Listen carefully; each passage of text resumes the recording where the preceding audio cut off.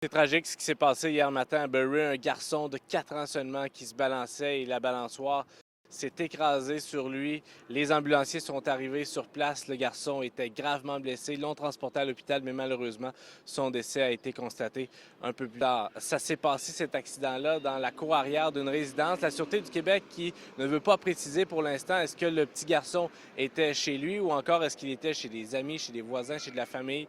On l'ignore pour l'instant. Ce qu'on sait toutefois, c'est que la balançoire en question était artisanale, c'est-à-dire qu'elle avait été construite par les propriétaires de la propriété.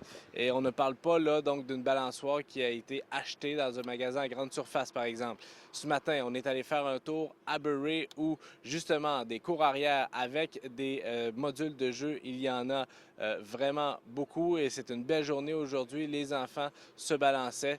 Les grands-parents et les parents qu'on a rencontrés toutefois se croient en sécurité avec ce genre d'équipement-là chez eux.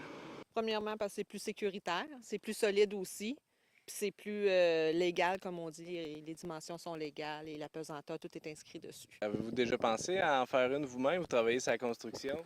Non, pas vraiment.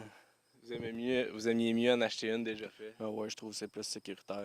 Puis aussi en plastique, ça pourrit pas, puis aucun danger pour les enfants.